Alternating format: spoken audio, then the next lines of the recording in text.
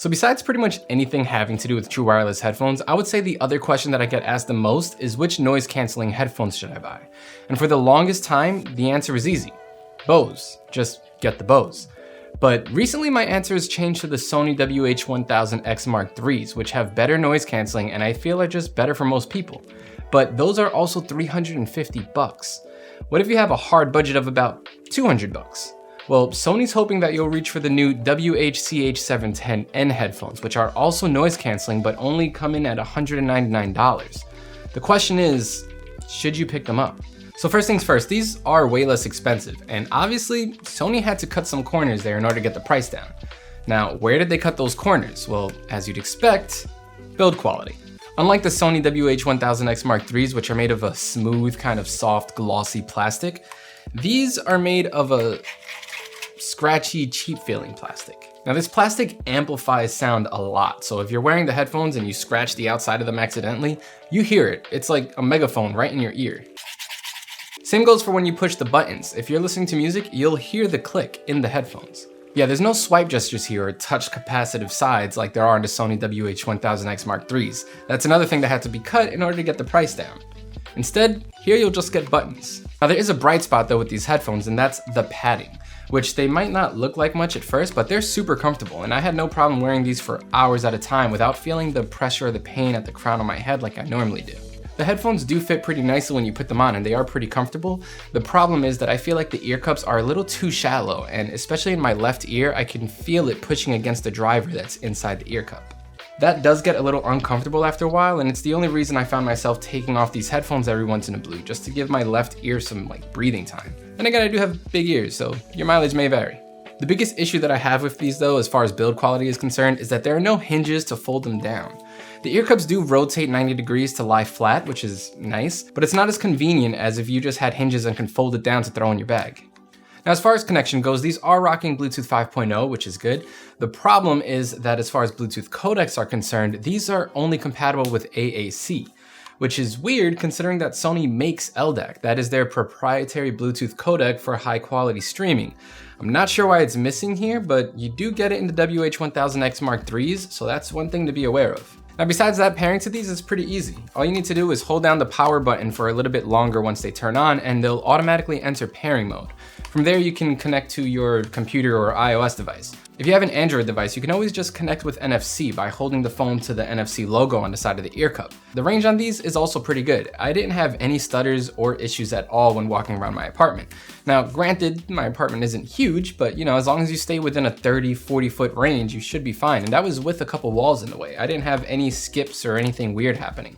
On top of that, I didn't have any weird lip sync issues while watching videos, which is good. So if you watch a lot of YouTube videos or movies on your devices, you won't have to feel like you're watching an old Kung Fu movie by using these. Then there's the playback controls, which work pretty much as you'd expect. There's volume controls, there's multi-function button in the middle for playing and pausing music, answering phone calls, accessing your phone's assistant, the works. But there's another button on the side here that's a little bit more interesting. This is the noise canceling or the ambient sound button. So first, let's go over the ambient sound, which uses microphones built into the headphones to let you hear what's going on around you. And like I've said in previous videos, I find this feature super useful, mainly because if you're on the subway or on a plane and you want to hear what the conductor is saying or the pilot, then it's pretty easy. Just press the button, you can hear through the headphones and hear what they're saying. You won't miss a thing.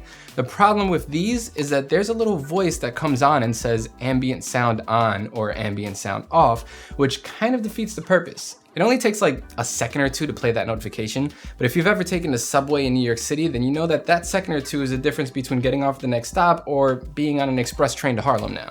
And now we can get to the active noise canceling, because while it's not up to par with the Sony WH-1000X Mark IIIs, it is pretty good here, and I think it's gonna get the job done for most people. They do a solid job at canceling out sounds under around 300 Hertz.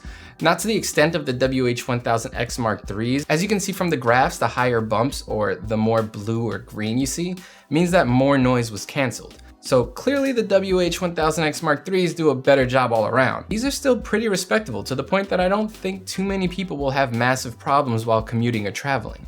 So one thing that's also pretty important when it comes to Bluetooth headphones is battery life. And Sony claims that these will give you 35 hours of constant playback. Now in our testing, I'm currently at 18 hours and 6 minutes and these still haven't died yet.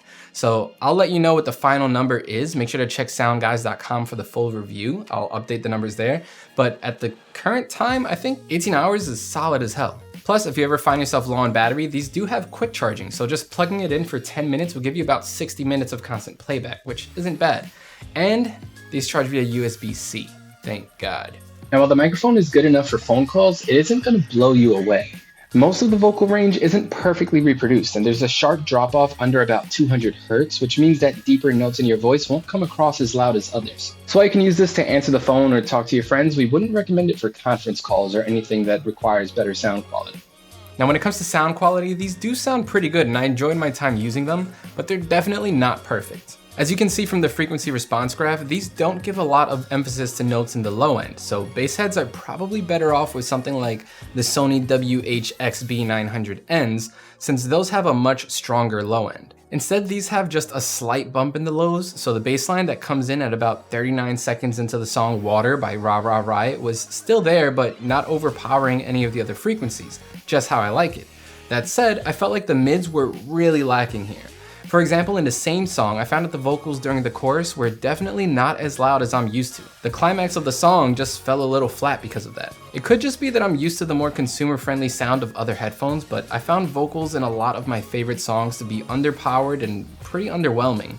Clarity in the highs was also not great, and the cymbal hits and hi-hats in the song Heaven in Her Eyes by Gappy Ranks did nothing to enhance the feeling of space in the track. Overall, these headphones sound a little too flat for my liking, but thankfully that makes them pretty easy to EQ yourself if you feel up to it. So should you buy these? If you want the best active noise cancelling headphones around, then no, you shouldn't. You should still get the Sony WH-1000X Mark IIIs, or maybe wait for the Mark IVs when they come out. The lack of LDAC support, the cheaper build quality, the worse sound quality, the lack of gesture playback controls make these inferior to the WH-1000X Mark IIIs in basically every way. Still, if your budget is a hard $200, these will get the job done. They have solid noise cancelling, solid battery life, and they're pretty comfortable, which is really all you want. While these aren't must-haves by any means, they're serious contenders for anyone with a hard limit of $200. If that sounds like you should definitely check these out. And that should pretty much do it for this one. Thanks for watching. If you want to know more about these headphones or any of the other products we review, make sure to check out SoundGuys.com. While you're here, subscribe to the YouTube channel if you haven't already. I'm Adam Molina. Happy listening.